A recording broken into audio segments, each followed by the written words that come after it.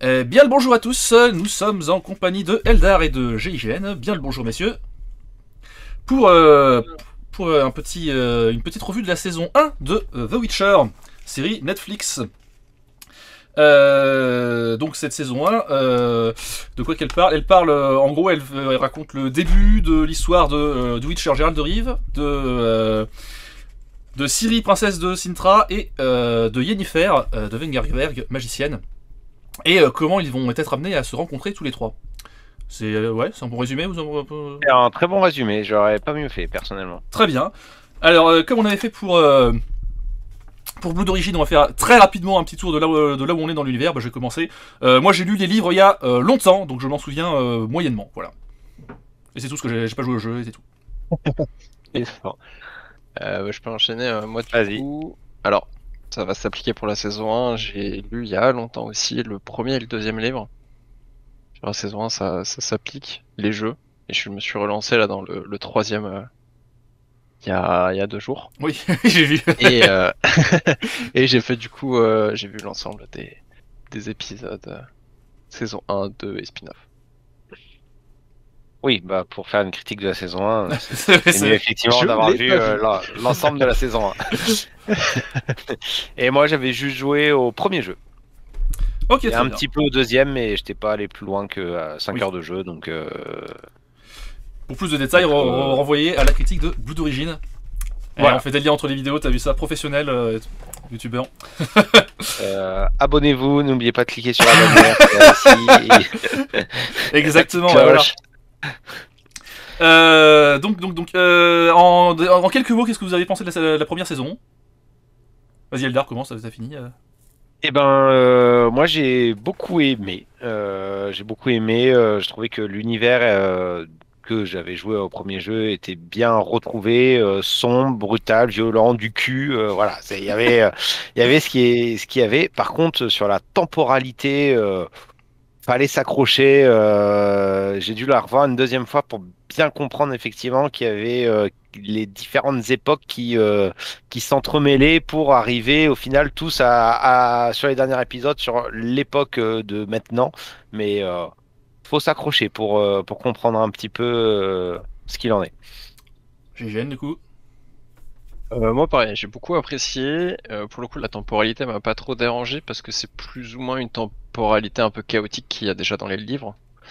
Bon, il y a que la retranscription peut-être de la temporalité qui aurait pu être un peu améliorée, mais j'ai beaucoup aimé le principe d'avoir justement les différents points de vue à différentes époques, d'avoir du présent, du passé, qui soient mélangés et d'avoir des petits clins d'œil, comme par exemple sur certains bouts d'épisodes au tout début, Ciri qui joue aux osselets et qui pense voir quelque chose, donc il tourne la tête, et tu comprends, je crois qu'à l'épisode 7, qu'en fait c'est Gérald qui potentiellement l'observait, et du coup c'est ça Ah oui. qu'elle a ressenti. Et ça, je trouve ça bien, parce que du coup tu fais des petits liens au fur et à mesure, tu commences à recouper, et puis tu vois toutes les origines un petit peu des personnages au fur et à mesure, et du coup tu comprends mieux le cheminement pour qu'ils se rejoignent à la fin. Ok, très bien. Perso, moi j'avais bien aimé, j'avais trouvé la retranscription de la chronologie du livre, qui est elle aussi bordélique, plutôt pas trop mal faite. D'accord, mais ça je savais pas que dans On va en les reparler. livres c'était bordélique aussi.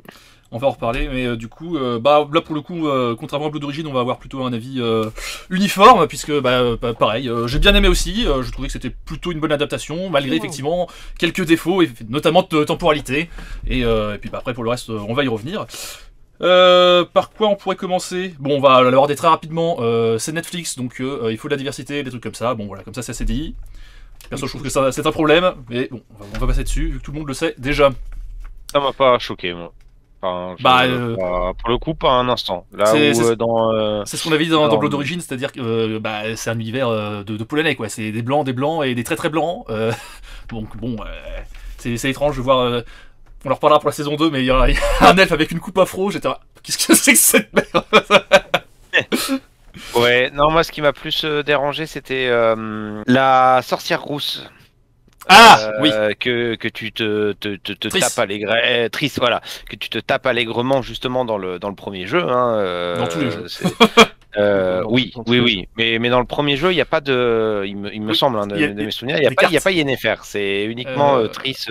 Il y a que Triss dans les 2 premiers jeux. Il n'y a que Triss, et effectivement, pour le coup, j'ai trouvé que l'actrice ne collait pas du tout à la vision qu'on avait de celle dans le jeu. Là où, tu vois, pour le coup, Henry Cavill est un choix exceptionnel d'acteur pour The Witcher. Si je dis pas de bêtises, dans le jeu, ils ont vraiment accentué sur le côté très roux, voire feu. Limite la petite sirène, quoi. Enfin, Et je me souviens pas si il y a dans des le parallèles livre, intéressants à faire, du coup. je me souviens pas si dans le livre c'est décrit aussi précisément ou pas. Je crois que Je sais pas. Dans le livre français, c'est Obuon qu'ils utilisent comme terme, exactement. ouais. Ok. Et du coup, bon, au là, final, les rousses aussi, mais ça correspond plus ou moins aux descriptions des livres. Et si je dis pas de bêtises, pour les séries, ils se sont basés sur les livres et ils ont mis à part les jeux. Oui, bien sûr, absolument. Oui, Si c'est tu vrai compares, que c'est un truc qui attire, effectivement, c'est une adaptation des livres et pas des jeux. Ouais. Donc D'accord. c'est vraiment censé Et, être deux univers différents, des adaptations différentes. d'accord. Après, pour rebondir sur les incohérences, moi c'était Eskel et Lambert. Non, ça c'est saison 2, ça. Ah ouais? Oui. Ça me dit rien du tout, là. Ah, eh ben, my bad. Eh ben. Du coup, c'est saison 2, ouais. Ouais, la saison 1 se finit après la bataille de. C'est vrai. Au moment où il retrouve Solène, merde, fait. j'ai oublié le nom. Et là où Yennefer, elle crame tout le monde à la fin. De Attends. Solène. Ouais, il y a un séquence pareil, ça finit par laine, il y a un haut dedans. Skoden, j'ai retrouvé, c'est Skoden. Skoden, c'est ça. Oui. Voilà. Bah, puisqu'on en est pour ce qui est fidélité. Alors, bon, il y a. Comment dire? Soden. Ah, j'ai rajoute des cas. Il y a le fameux source Wikipédia à côté. Exactement. Le mini résumé de chaque épisode n'était pas suffisant. Je vais le prendre le résumé un peu plus gros. Effectivement, défendre Soden, c'est bien ça. Et donc ouais, du coup effectivement on a parlé de la temporalité, bah tant qu'à faire on va commencer là-dessus. Effectivement bon alors c'est une fidélité au livre, mais dans le livre bah c'est évidemment beaucoup plus clair. Bon évidemment il y a plus de temps de développer etc. Et il y a aussi le principe de chapitre dans les livres. Exactement. Et je suis allé vérifier parce que Qui voilà. sont plus arrêtés. Je fais le malin avec mon petit truc. Je suis allé vérifier juste avant la vidéo en fait. Dans les livres c'est bien ce qui me semblait. Comment dire, t'as des chapitres qui sont qui ont les mêmes noms et qui sont numérotés en fonction de l'époque. Genre là, si je prends au hasard, voilà. tac, je vais retrouver. Voilà, t'as la voie de la raison 1, et puis après t'as la voie de la raison 2, et la voie de la raison 3, et en gros... Ah oui, d'accord. Et du coup, bah, tu suis... pas fait gaffe à ça. Comme les chapitres ont les mêmes titres, en fait, tu t'arrives à suivre la chronologie, tu sais à savoir à quelle époque ça, tu vois. Et du coup... J'avais fait gaffe. Enfin oui, j'avais vu les numéros, mais j'avais pas fait le lien. Ce qui le rend moins bordélique, en fait. Il aurait manqué pour moi, c'est une patte graphique, tu vois, comme par exemple dans les mangas qu'on lit beaucoup, dès qu'il y a un flashback, en fait, t'as une patte graphique qui te fait comprendre instantanément que t'es dans un flashback, c'est plus sombre. Moi, ça aurait été un peu chiant dans le sens où il y a les 3/4 de la saison qui sont en mode flashback. Oui. En fait, comment dire, il y a et des fois t'as des épisodes entiers qui sont en mode flashback. Puis surtout, ça aurait pas eu trop de sens. Il y a des temporalités différentes. En fait, si, il y a un truc que moi je trouve qu'ils auraient dû faire, c'est comment dire, se focaliser sur, en fait, faire un épisode par par temporalité entre guillemets.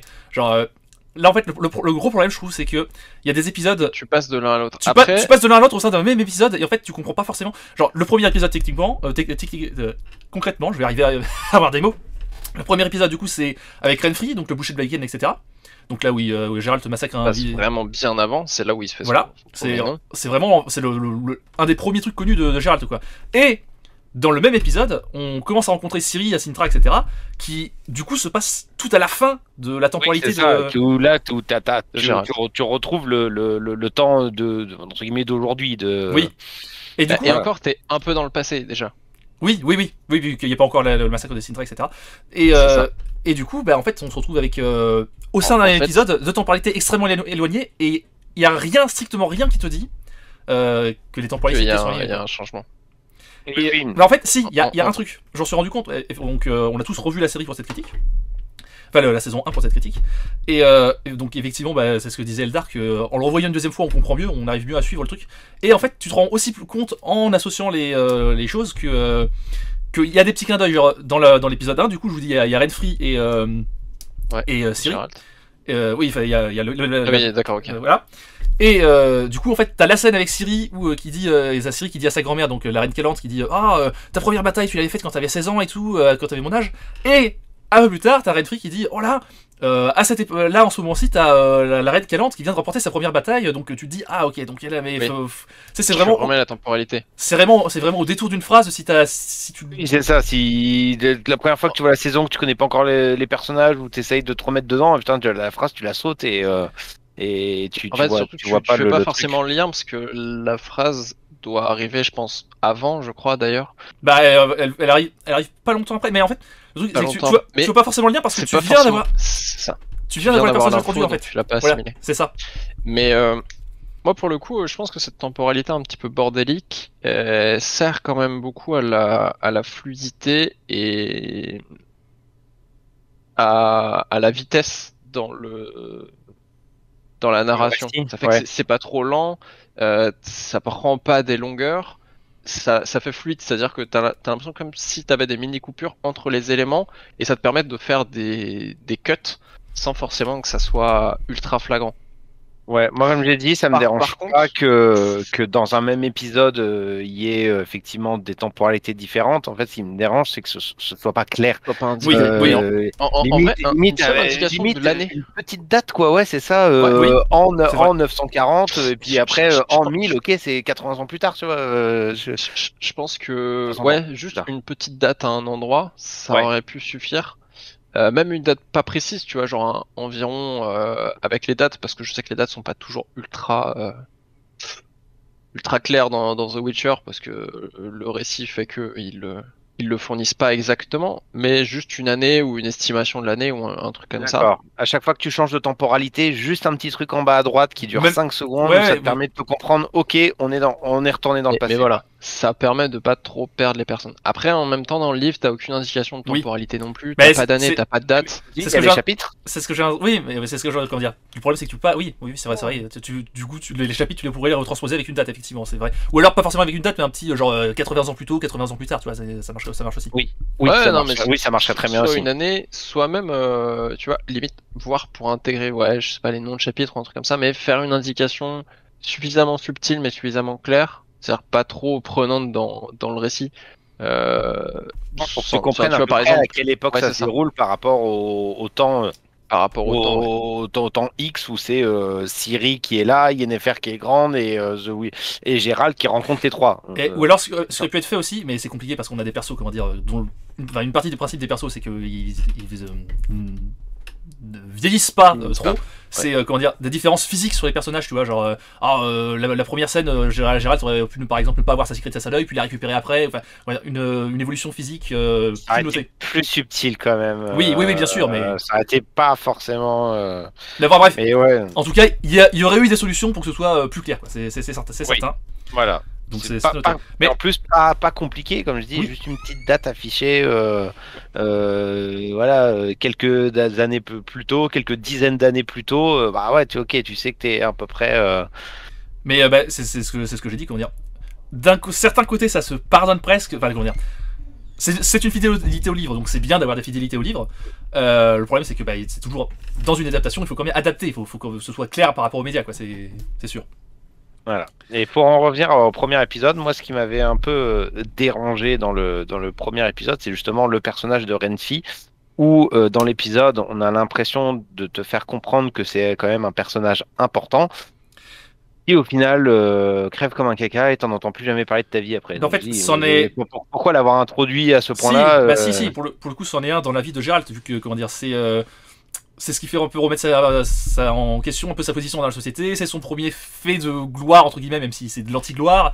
Et puis, comment dire, ça le suit tout au long le fait de ne pas avoir réussi à sauver une princesse qui récupère. En fait, d'avoir été obligé contre lui de faire le moindre mal. Parce que de Oui. base, il essaie toujours de rester dans la neutralité. Et c'est le premier gros événement dont on parle qui l'oblige à casser sa neutralité. Il était obligé de faire un choix. Après, Lui, à la balèze, il voulait juste se barrer. c'est vrai que mais... c'est vrai que du coup par rapport à justement par rapport à la fidélité dans le bouquin, il me semble que dans le bouquin, Renfri menace genre de massacrer tout le village, ce qui l'oblige encore plus. Là, le choix n'est pas forcément évident, tu vois. Non, ouais, c'est ça. Là, tu pourrais te dire, bah, il aurait juste pu se barrer et il les laisse faire. Mais c'est vrai que Renfri avait fait d'autres menaces dans le livre. Enfin, c'était plus, disons que le choix était plus obligatoire dans le livre que dans le. Dans la série, là, ils te font comprendre que c'est un personnage qui a de l'importance, qu'il va se passer un truc, et après, en fait, entre guillemets, elle crève, et puis t'en entends plus jamais parler, tu te dis, bah alors si, est-ce que ça valait le coup de la mettre autant en avant? En fait, elle revient régulièrement avec son pendentif, là, son médaillon qu'elle offre à Geralt. Oui. Qui revient plusieurs fois, tu sais, après qu'il offre à Foltest pour sa fille, et après il l'accroche à son épée. J'ai pas fait attention. Bah oui, mais c'est vrai que c'est un détail. Je l'ai remarqué qu'à mon deuxième visionnage de la saison. Mais du coup, il a son épée pour affronter les humains d'ailleurs, et pas les monstres. Il a en permanence accroché ce petit médaillon à son épée. D'accord, je savais pas. Sur la garde. Mais par contre, la bataille de Vladiken dans la ville, je la trouve exceptionnelle. Elle est, la scène de combat est elle est incroyable. brutale, elle est bien, c'est pas synchro, mais bien chorégraphiée. Ouais, chorégraphiée. Elle est brutale, elle est violente. Puisqu'on est sur les combats, et là tu dis waouh, ah ouais, là ça dépote. Là on est content là. Il y a un truc que j'ai trouvé très bizarre dans cette série. Comment dire, c'est les combats contre des humains sont justement, comme tu viens de dire, ils sont très bien chorégraphiés, ils sont excellents, ils sont bien violents et tout. Par contre, les combats contre les monstres, je les trouve assez mous en général. Genre, c'est parce qu'il se bat dans le vide. oui, non mais comment dire, ça permet d'enchaîner sur les effets spéciaux. Les effets spéciaux sont pas toujours, enfin, on sent que c'est un budget Netflix quoi. C'est des fois t'en as des très bons et des fois t'en as tu ouais. Je trouve que c'est pas si mal retranscrit non plus.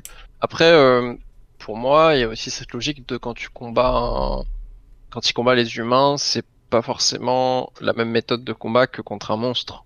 Oui, non, mais dans bien le sens sûr. Où le monstre, tu prends plus son temps, alors que les humains, et c'est ça que j'ai trouvé bien dans le premier combat, tu ressens la puissance du sorceleur. Oui, dans le sens où il est plus notamment, vite, il est plus rapide, il est plus puissant. Notamment le coup du carreau d'arbalète qui tire, ça passe au tir ralenti et tu comprends qu'il le voit. Oui, ça, effectivement, je trouve aussi que c'était très très bien retranscrit. C'est le premier combat, il est extraordinaire. Et tu sens qu'il y a une fluidité et que clairement les mecs en face de Geralt n'ont absolument aucune chance. Aucune chance, aucun moyen de gagner ou même de presque le blesser.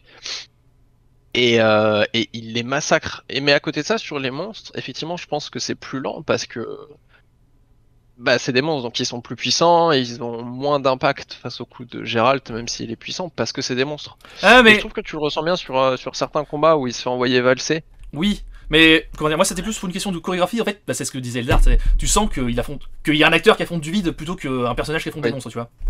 Oui, après honnêtement ça m'a pas. Non mais c'est du détail bien sûr, mais pour le coup encore une fois je trouve ça plutôt bien fait. Oui. Ouais. Alors pour le coup aussi comparé au spin-off, les monstres sont aussi bien mieux faits. Oui. Pour le coup, t'as pas l'impression que c'est une incrustation. Ils sont plutôt bien faits, ils sont bien incrustés, et t'as l'impression qu'ils sont vraiment en face. Ça dépend lesquels, mais oui.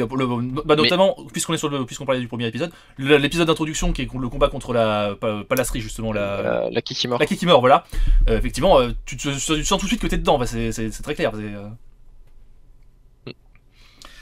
J'aime bien aussi le fait qu'ils ne perdent pas trop de temps à introduire les pouvoirs de sorceleur, tu vois. Genre tu comprends que il prend sa potion, ça lui donne des petits trucs et des petits machins, qu'il va plus vite et tout. Tu comprends naturellement quoi. Ils sont pas en mode alors en fait. Mais ce qui est quand même un défaut dans la série de manière générale, pas là pour le coup, mais sur l'autre sujet, c'est qu'il y a un peu dans les 4 premiers épisodes, voilà, il y a un truc d'exposition en mode alors là lui tu vois c'était le personnage qui a fait telle chose dans telle année, puis la rébellion des elfes et en fait c'est un peu l'impression que c'est le syndrome de oh là les personnages s'expliquent entre eux des trucs qu'ils devraient savoir normalement, tu vois, genre Oui, bon après de toute façon il en faut bien pour mettre du contexte, etc. Surtout que dans la première saison, il y a en fait dans la première saison il y a aussi cette difficulté de t'introduire 3 univers différents, celui de Geralt, celui de Yennefer et celui de Ciri. Et donc forcément, t'as 3 fois plus de personnages à introduire. Et il y a un moment, si tu veux pas faire des longueurs et avoir 27 épisodes d'explication, t'es obligé de... Oui, mais pareil, c'est ce que je disais sur l'adaptation, au moment où il faut adapter. C'est-à-dire que, oui, c'est vrai que ce sont des explications qui sont utiles et nécessaires, etc. mais ça fait fourrer aux chausse-pieds, quoi. Ça fait, c'est pas naturel. Tu sais, Gilles, tu vis en France, ce pays qui a été fondé en 496 par Clovis. Ça n'a pas de sens.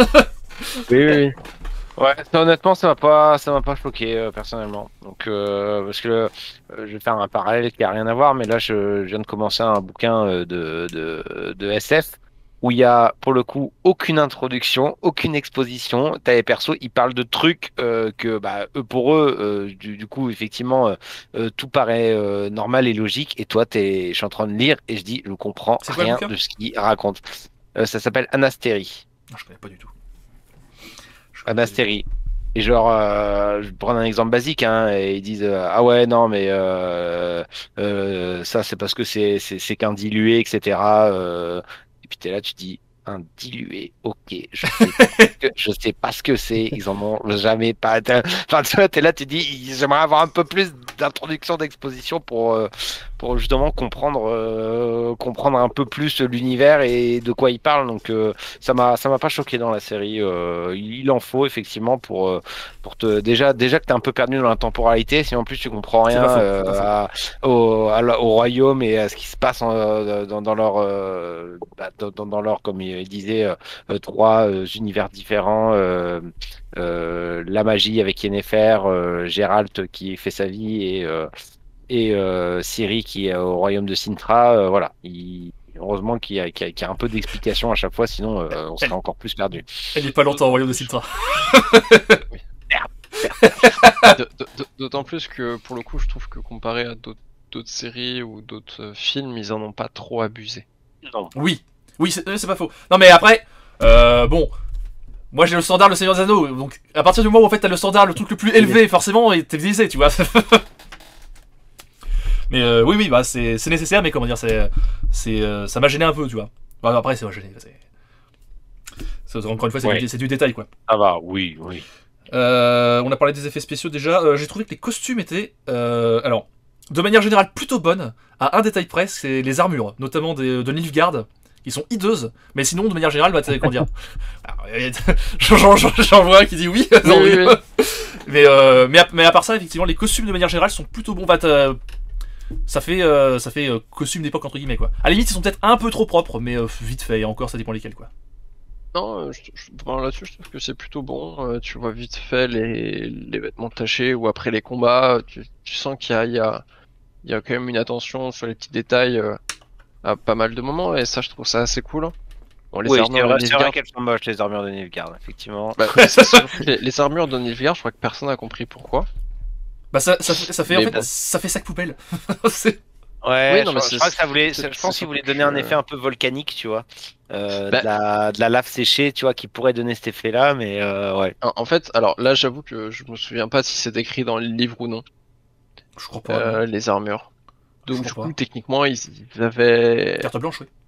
une carte blanche. Ouais. Après, il y avait celle des livres, enfin des celle jeux, du pardon. jeu. Là, on voit. Oui, mais alors oui, mais justement, c'est ce qu'on disait, c'est deux adaptations différentes. Il y a plein de points comme ça où on voit qu'ils ont voulu intentionnellement s'éloigner du jeu en fait. Notamment, je vous ai partagé là un différentiel entre ce qu'on voyait dans le jeu et ce qu'on voit dans la série. Du coup, on le verra pas sur la vidéo, mais oui. Non, mais c'est pour vous remettre dans l'idée. Mais oui, pour le coup, il y a une différence entre eux. Après, c'est deux adaptations différentes. Et effectivement, comme tu disais, il y a peut-être cette intention de vraiment se détacher du jeu et de mettre complètement le jeu à part. C'est pour ça. C'est le cas sur plein de... Genre le médaillon par exemple, typiquement, ça se voit qu'ils ont fait intentionnellement un truc différent. Oui, mais alors par contre, ce que je trouve très appréciable, c'est que chaque sorceleur a un médaillon qui lui est propre. C'est vrai, mais ça, il y en a pas deux qui se ressemblent. Oui, non mais alors, ça se remarque déjà sur le fait qu'il soit différent, et on en voit aussi un autre. C'est vrai, la strige. Oui, on le voit mourir et puis c'est tout. Mais oui, c'est vrai. Non, mais oui, mais alors pour le coup, on voit son médaillon et du coup, on voit que les deux sont différents. Oui. Mais oui, c'est plus accentué dans la saison 2 parce que on en voit plus. Mais déjà, dès le début, tu vois deux médaillons différents de sorceleurs et chacun a son identité propre tout en représentant le loup. Et ça, je trouve ça bien pour le coup. Ok. Sur quoi on peut parler d'autre ? Les musiques sont très bien, je les aime beaucoup.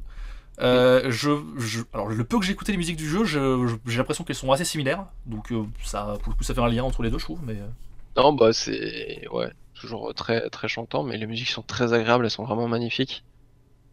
Et les 2-3 ballades de Jasquier. Pour moi, il y a vraiment que Jette un sou au sorceleur qui est vraiment marquante. Les autres, elles sont un peu osef, quoi. Mais... Oui, bah, c'est ça. Jasquier, très très bon personnage aussi. Pour en venir, il fait très très bien le taf. Donc j'ai beaucoup aimé le personnage. Non, bah en vrai, les 4 personnages principaux sont vraiment super bien. Et petite anecdote qui est hors saison, parce que pour le coup c'est pas mentionné dans la saison.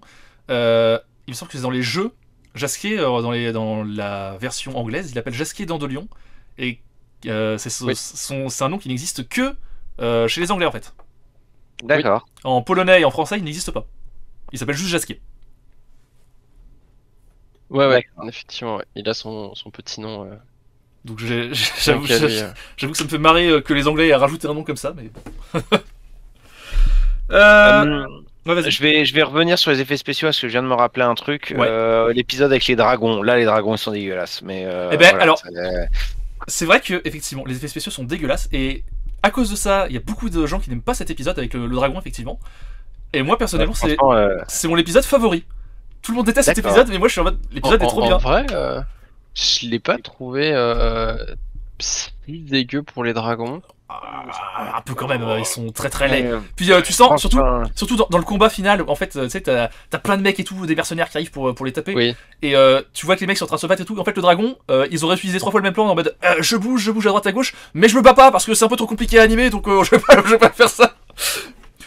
Et alors, moi, ça m'avait un peu, quand j'ai regardé l'épisode, quand j'ai vu le dragon, j'ai dit, putain, il est moche. Hein.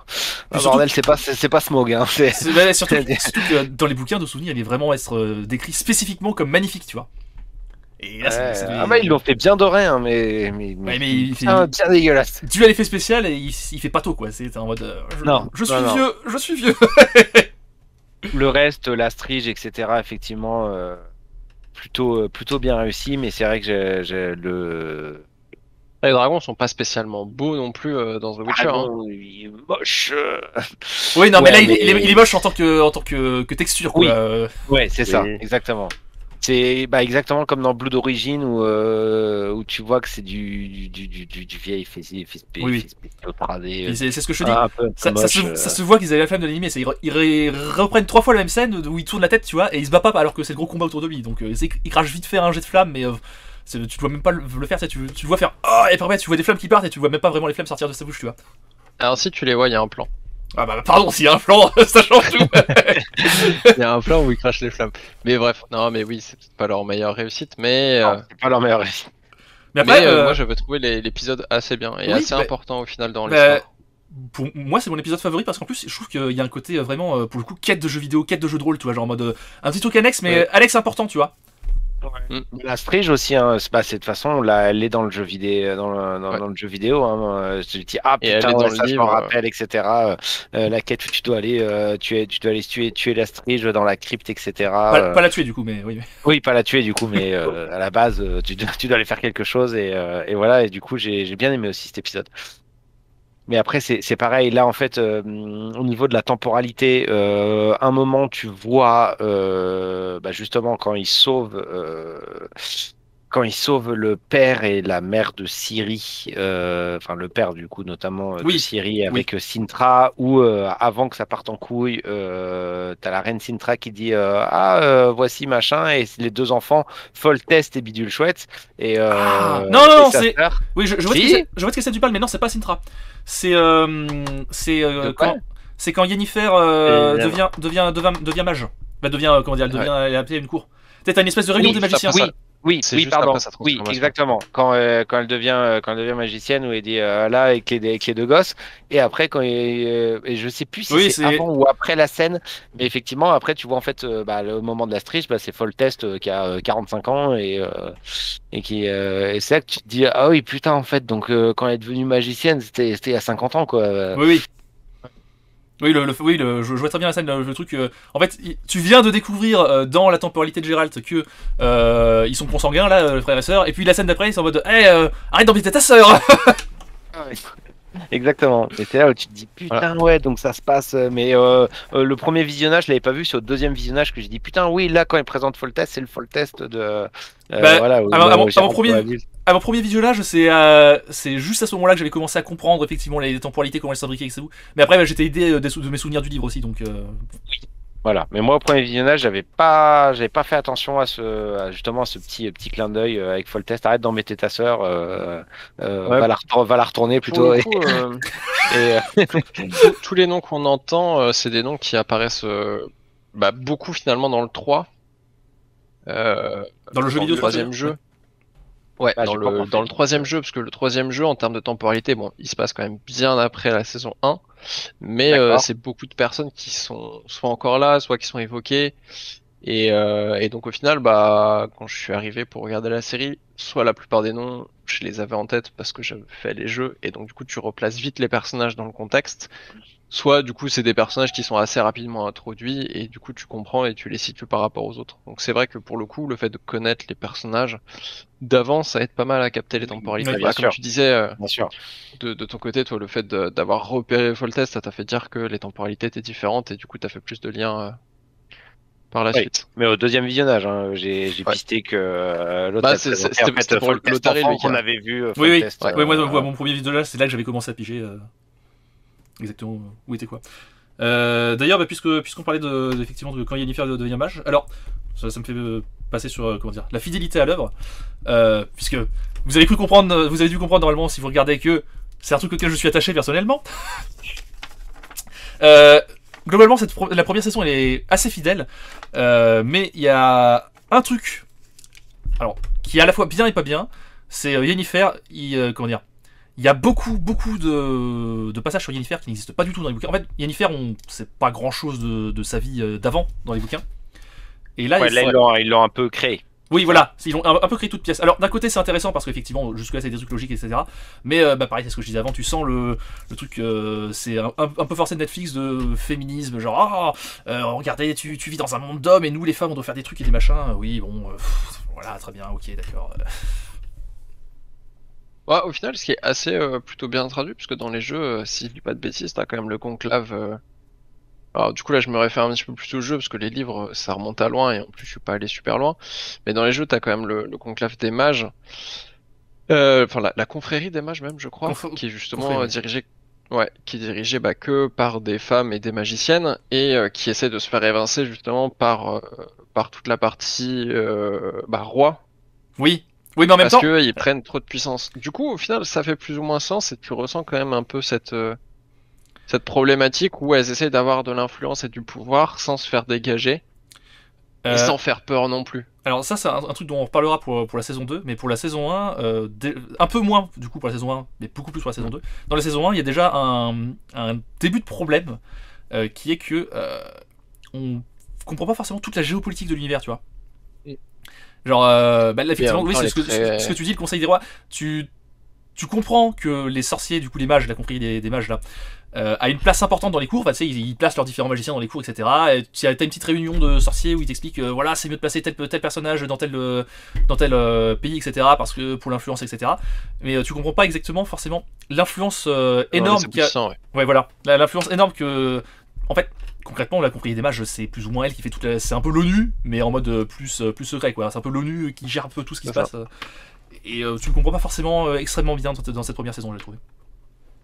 En même temps, c'est très compliqué à Ça retranscrire. va, tu le comprends pas tout de suite, mais tu le comprends, petit à En, petit, en- surtout quand il commence en à fait, placer les trucs et compagnie. pour moi, tu comprends qu'il y a une influence, pardon, que c'est puissant, mais pas forcément justement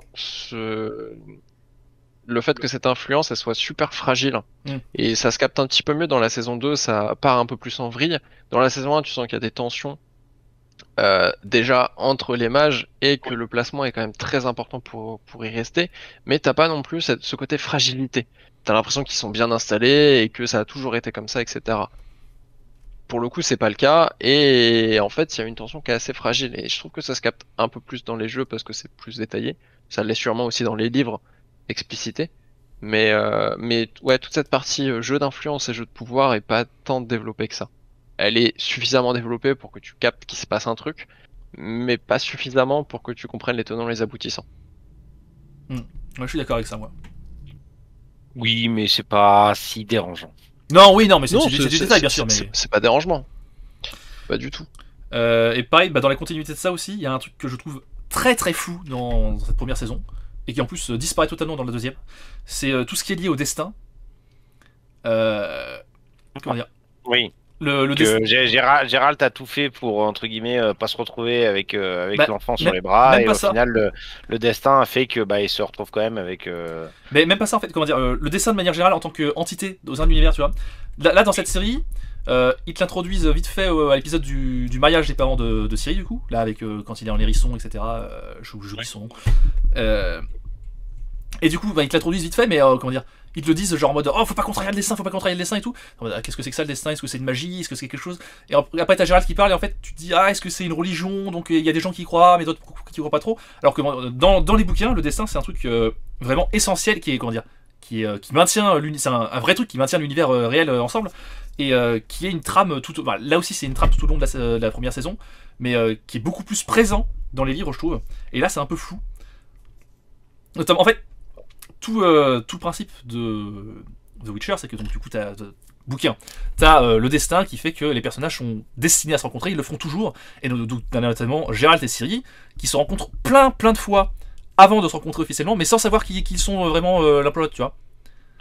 Et en fait leur chemin se croise se croise et se décroise en permanence sans qu'ils sachent qui ils sont, et notamment dans la forêt de Brekilon ils se croisent. Gérald la ramène à Sintra, mais il ne sait pas qui elle est. Et donc, du coup, t'as vraiment ancré cette idée de la destinée que de toute façon, ils devront se retrouver l'un avec l'autre, tu vois. Et là, ça y est, mais c'est plus flou, j'ai trouvé. Oui, peut-être que pour que ce soit un peu moins barbant, je sais pas. Mais Oui. bon, C'est et aussi effectivement, compliqué à mettre en place comme. Ouais, c'est comme là ce que tu dis, c'est juste une pure différence par rapport au livre, parce que quand tu regardes juste la série sans avoir lu le livre, alors, ça saute pas. c'est un peu évoqué. Alors, pas avec Ciri, même si tu sens qu'il y a 2 ou 3 fois où ils se croisent et tu sens qu'il y a quelque chose, mais moi avec Ciri, je trouve que cette partie de destinée, mais du coup, c'est pas vraiment la destinée, c'est un petit peu le djinn, mais tu le sens avec les différents croisements entre Yen et Gérald. Oui, c'est et là, vrai. ils font que se croiser pour des choses complètement absurdes et aléatoires, comme la chasse au dragon, ils se croisent.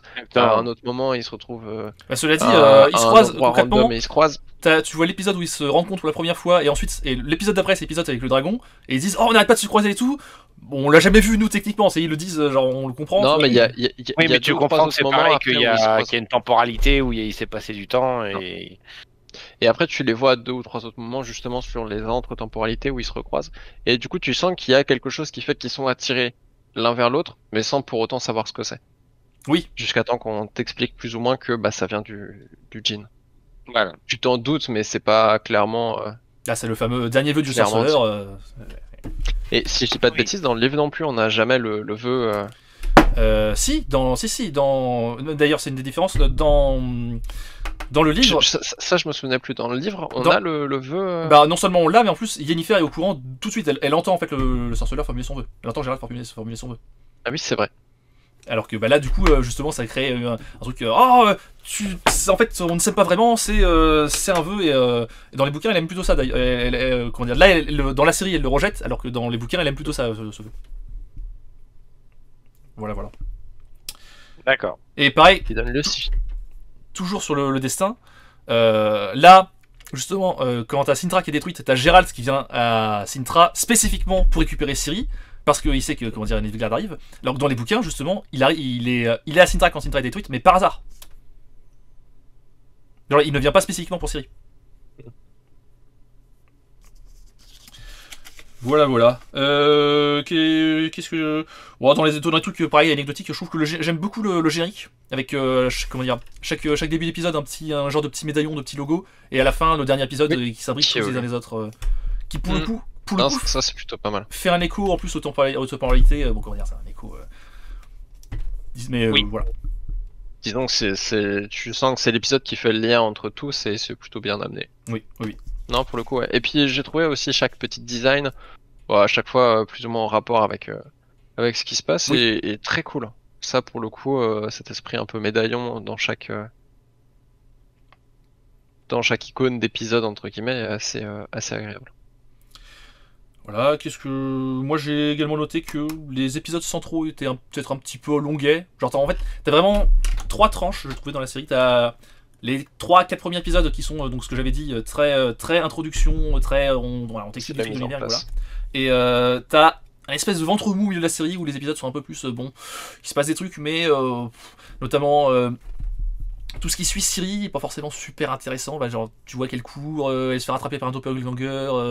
Bon, c'est. Oui, toute la partie où elle se retrouve dans la forêt, elle tombe sur les dryades, elle repart. Ouais, c'est pas. Et puis après, t'as vraiment genre les deux, allez, trois derniers épisodes pour le coup. Vraiment, bah, la bataille de Soden dont on parlait Ça avant. accélère, ouais. Voilà, tout s'accélère et que les trucs se mettent en place. Voilà. Ouais, c'est ça. Je pense que les épisodes du milieu, ils sont un peu plus lents, mais c'est plus de mise en place. T'as toute la partie aussi confrérie des mages qui est en train d'agir, d'être un peu chamboulé parce qu'il se passe pas mal de choses. C'est pas mal de mise en place. Après l'introduction, on te remet un petit peu de contexte, un peu de tension sur les différents éléments, sur ce qui se passe, avant de la faire monter drastiquement sur les 2-3 derniers épisodes, et d'avoir ta résolution Oui, de toute façon, finale. le but de la saison, c'est de faire à la fin se rencontrer Gérald et Ciri. Et C'est ça. effectivement, il y a beaucoup d'épisodes où, pour éviter d'avoir une saison en 5 épisodes, où effectivement, bah, tu vois que, entre guillemets, Gérald, il fait ses trucs de son côté, Ciri, elle s'enfuit, etc. Et tout ça pour ramener au moment où la bataille de Soden, avec Ciri qui arrive et Gérald qui arrive au même moment. Donc oui, un petit peu plus ouais, longué, mais c'est pareil, c'est Oui, c'est du vraiment détail, pas c'est toujours du détail, oui, on est ouais, d'accord. vraiment pas problématique. Voilà. Et sinon, j'ai noté aussi que. En plus je vais arriver à articuler des épisodes d'exposition. Il y a beaucoup de dialogues que je trouve un peu pompeux, genre en mode oui, j'explique des trucs, c'est très très important. Tu vois, qui font pas forcément très naturel, mais bon, bah, pareil, c'est du détail, mais. Ouais, et en même temps, si j'ai pas de bêtises, il y a pas mal de dialogues où t'as l'impression que le langage est un peu plus soutenu ou un peu Oui, différent. oui, Et alors, en oui, même temps, c'est alors, l'époque qui peut faire ça aussi. oui, alors, comment dire, il y a Oui, effectivement. le fait s'ils sont dans une cour royale ou entre C'est ce que je veux dire. Effectivement, il y a un bon point. avec les Effectivement, paysans du coin. il y a une relative différence, comment dire, un peu ténue, mais qui existe quand même entre effectivement s'ils sont plutôt à une cour ou plutôt avec des paysans, quoi. Mais comment dire, c'est pas ce que je veux dire. Comment dire. Dans la formulation des dialogues, ça fait un peu genre. Bah, ça fait vraiment pas naturel. Genre, typiquement avec l'elfe Dara que Ciri rencontre dans la forêt là, qui l'aide à s'échapper. T'as plein de dialogues qui sont très très très très. C'est l'elfe, c'est plus ou moins censé être un paysan et il dit oh ta famille a massacré la mienne dans les temps et Mario et tout. C'est comment dire. Là, ça participe de ce que je vous expliquais de l'exposition, tu vois, genre on développe Oui. l'univers avec voilà. Bon, bref, toujours pareil, c'est du détail. Ouais, bah non, parce que comme j'ai dit, il y a le personnage de Triss que j'ai pas trouvé pour le coup réussi, que ce soit dans le choix de l'actrice ou l'acting en lui-même. Ou entre guillemets le personnage de Triss qui bah, dans les jeux est Alors, justement, beaucoup plus entre guillemets je sais pas, imposante, directive, tu vois que c'est un peu la patronne, là t'as l'impression qu'elle est un peu soumise, alors un peu après, comment dire. enfin qu'elle subit les événements, et alors que dans le jeu tu dis putain, le personnage est pas du tout comme ça, quoi. Je rappelle du coup que moi j'ai pas joué au jeu, mais je suis quand même renseigné, j'ai regardé un petit peu à quoi ça ressemblait. Dans les jeux, pour le coup, elle a l'air beaucoup plus présente que dans les bouquins. Dans les bouquins, elle est là, elle est importante, etc. Mais concrètement, Elle a beaucoup plus de présence dans les jeux que dans les livres. Ouais. dans les livres, Ah, concrètement, possible, ouais. elle est juste en chien sur Gérald, et c'est à peu près tout. Non, mais Dans pour le les, coup, dans ouais, les livres c'est comme ça, c'est ça? Oui, oui, oui. Bah dans les jeux elle est pas que dans- en chien, c'est tu la, tu la défourailles à tout va, mais... Mais non, pour le coup, ouais, dans les livres, elle est surtout là souvent en aide ou par-ci par-là, mais beaucoup moins présente. Après, en tout cas, dans les deux premiers livres, elle est présente sans être trop présente, quoi. Mm, mm. Elle a Ouais. son importance, mais c'est pas non plus la magicienne majeure dans la vie de Gérald. Et en plus, comment dire, je reviens du coup sur ce que tu disais que dans la série, elle est pas très importante. Mais en fait, elle est même normalement avec ce qu'ils adaptent dans cette première saison. Elle devrait même pas exister en fait, parce que c'est pas du tout elle qui est la magicienne de. J'ai oublié le royaume de Folstest. Mais comment dire, à Folstest, c'est pas du tout elle que Gérald rencontre dans les bouquins. Donc je pense qu'ils ont justement voulu l'introduire maintenant pour qu'elle soit déjà connue plus tard des spectateurs, tu vois. Sinon, elle aurait été totalement inconnue. Oui, possible. Mais pour rebondir, on va dire, sur elle, effectivement, on me disait un des points positifs aussi. Pour rebondir sur elle. Voilà, justement, c'est un des points positifs que j'ai trouvé la série, c'est il y a du cul. On arrive quand même dans une époque, une société où, oh mon Dieu, faut plus montrer le moindre téton, faut plus montrer le moindre je trouve qu'il y a justement de sexe. Et tu te dis, l'univers The Witcher, quand tu joues au jeu, les livres, je sais pas, mais quand tu joues au jeu, justement, c'est un jeu où il y a du cul, et donc c'est assez rare pour le souligner. Il y a un jeu qui ose ça, on va dire. Et là, il y en a, et tu te dis, ok, c'est bien, ils ont respecté un peu l'univers. J'ai deux choses à dire là-dessus. La première, c'est qu'effectivement, il y a une question d'adaptation. Comment dire, l'univers du Witcher est un univers très sombre, c'est très Game of Thrones, c'est très Dark Fantasy, c'est violent, c'est gore, etc. Et il y a la baisse, etc. Donc effectivement, il y a une partie fidélité. Et après, pour rebondir sur ce que tu disais par rapport à notre société actuelle, je trouve qu'il y a justement deux extrêmes. T'as l'extrême un peu genre Facebook, réseaux sociaux, où effectivement, oh là, un truc qui ressemble à un téton, on supprime tout, YouTube, non, on veut pas de ça. Bon, sauf évidemment si c'est rapport de l'argent, coucou Twitch. Ouais, et encore, ça dépend Twitch qui le fait. Oui, voilà. Et il y a un deuxième extrême, justement, qu'on voit pas mal avec des trucs comme Netflix, où justement c'est très la scène de cul juste pour le cul, tu vois. Comment dire, ça apporte pas. Là, pour le coup, c'est pas un problème dans The Witcher, puisque c'est une fidélité au bouquin, mais ils ont beaucoup de films et de séries Netflix où c'est du cul juste parce que ça fait vendre, tu vois. C'est pas. Ça n'apporte rien au récit, ça n'apporte rien à l'histoire. Oui, mais c'est vrai on est dans une société de plus en plus aseptisée. Il y a, je sais plus quel réalisateur qui avait dit un truc du genre montrer une scène de sexe avec une femme et un homme réellement, le film sera interdit en moins de 18 ans. Si vous enlevez le sexe, mais qu'elle se fait juste torturer, c'est 16 ans. Et puis si elle se fait juste tirer une balle dans la tête, ça passera interdit au moins de 12 ans. Donc tu dis, on préfère montrer des gens qui se font torturer et tuer à nos enfants plutôt qu'avoir une scène de relation d'amour. Là, tu dis, mais ouais, ça n'a aucun putain de sens. La société puribonde américaine, hein, principalement. Oui, mais après, qui le problème est en train de toutes ces choses-là, nous envahir de cette censure, c'est un cauchemar. D'un extrême comme de l'autre, c'est-à-dire d'un côté de la baisse pour de la baisse et la censure pour la censure, les deux viennent des États-Unis, comment dire. Donc les deux sont des problèmes liés à. Comment dire, tu regardes sur ce qu'ils font en Chine ou même ce qu'on fait en Europe, le peu de films un peu intéressants qu'on fait encore, qui sont relativement pour le grand public, on n'a pas vraiment ce genre de problème-là en fait. Je trouve. Ouais, bon, après, là on s'éloigne un petit peu de The Witcher. Oui, mais juste pour dire, effectivement, dans The Witcher, sur cette partie de l'univers, c'est à peu près respecté, et ça, c'est un bon point. Mais bien, voilà. Je trouve aussi. Et là où ils auraient pu justement dire, mon Dieu, faut plus qu'on montre un téton, du sexe, de la violence, de l'inceste, hein, notamment avec cette histoire de Foltest et machin. Là, ils sont restés un peu dans l'esprit Game of Thrones où, oui, il y en a, il y en a, voilà, c'est tout. Ceux qui sont pas contents, regardent pas. Voilà. Bon. D'autres choses à dire, toi, Jair? Non, pour le coup, en 3 mots, clairement, je pense que c'est une très bonne adaptation des livres. Et la saison 1, je le trouvais très réussie. Hormis 1 ou 2 points sur la temporalité. Moi, je suis d'accord. Moi, comme j'ai dit au tout début, très satisfait de cette saison. Très satisfait de la deuxième, hâte de la troisième. Mais la deuxième, on va en reparler après. Et on va être triste que Henry Cavill abandonne le rôle de Gérald. On l'a encore pour la saison 3. Oui. Après, moi, pour le coup, j'attends de voir. Il y en a beaucoup qui, au début, s'inquiétaient que ce soit lui pour Gérald parce qu'ils trouvaient que ça ressemblait pas. Les premières images sans maquillage étaient paraissaient désastreuses. Les premières images, selon moi, c'était surtout l'armure qui jouait, parce que je reviens sur ce que j'avais dit avant. Les armures de manière générale sont dégueulasses, et son armure est dégueulasse, il faut l'avouer. Dans la saison 2, il l'a corrigé pour le coup, mais son armure dans la saison 1, elle est immonde. C'est du cuir pourri. Mais pour le coup, voilà, j'attends de voir, parce que au début, il y a pas mal de gens qui s'indignaient sur le choix des acteurs. Au final, les acteurs ont été très bons. Donc Oui. ça se trouve...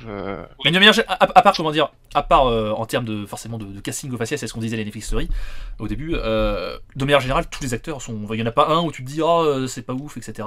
Oui, non, c'est ça, il y en a pas un qui joue moins bien que les autres. Là- Et, Là où comment dire, même comment dire, Siri qui est une gosse, souvent les gosses ils savent pas bien jouer.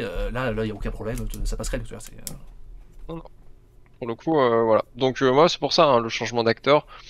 Bon, à la limite, pourquoi pas, si le niveau de qualité est toujours aussi bon, ça me dérange pas. on aura l'occasion d'en reparler. Bah, déjà effectivement de voir le jour où ça arrivera sur la nouvelle saison, de voir ce que ça Ouais, donne. c'est ça. Et effectivement, T'as derrière, rendez-vous en on va parler, 2030. mais- Hein. En 2030 peut-être pas. La troisième saison elle sort cette année, donc 2025. Oui, 2026. bah, je pense qu'il faudra... ouais, peut-être même... ouais, en Ouais, 2025. voir, ça se trouve, ils feront pas de saison 4 au final. Hein. C'est peut-être pas, ça se trouve, ils vont abandonner en disant bon bah tant pis. Ça m'étonnerait, vu qu'ils l'ont déjà plus ou moins annoncé. Oui. Bon, voilà, Les en nouveaux fait, acteurs. Il y aura au moins une saison 4, je tout pense. va se jouer sur la saison 3, hein, c'est sûr, mais. Bref. En tout cas, pour cette saison 1, bah, globalement, très sympa. Peut mieux faire, petit budget, mais ça se regarde sans problème. C'est une bonne adaptation, une bonne introduction à l'univers, donc moi je suis satisfait de la saison 1. Petit budget, je trouve pas forcément tant que ça. C'est pas, Bah, comme alors, je dis, à un ou deux c'est- détails, armure ou effets c'est ce que je spéciaux disais, comment dire. Là, dans l'ensemble, ça va. Le pro- C'est bien fait quand même. Le problème, c'est le standard que t'as, tu vois. Voilà. Moi, je parle avec le standard Seigneur des Anneaux. En série, je parle avec le standard Game of Thrones, donc c'est des standards en fait assez élevés. Donc quand tu compares, tu fais c'est moins bien. Mais effectivement, après, dans la généralité des séries, c'est sûr que si tu compares au Arrowverse avec Flash et Arrow, les effets spéciaux dégueulasses, les costumes immondes, effectivement, on est bien au-dessus, tu vois, c'est sûr. Mais voilà. Oui. Je veux dire, c'est à part, comme j'ai dit, un ou deux trucs, il y a rien de choquant. Oui. Là où ça se voit un peu plus, par exemple, dans Blue d'origine. Là, tu sens qu'il n'y a vraiment pas de budget. Là, tu dis, bon, il y a un ou deux trucs, tu dis, ah, là, c'est un peu moche, mais le reste, c'est pas choquant. Du tout. Je suis Du d'accord. Bon. Eh bien, on peut s'arrêter là-dessus pour cette saison 1, je pense. Je pense aussi. Eh bien, très bien. Du coup, salut à tous et on se retrouvera pour la saison 2. Salut! Salut.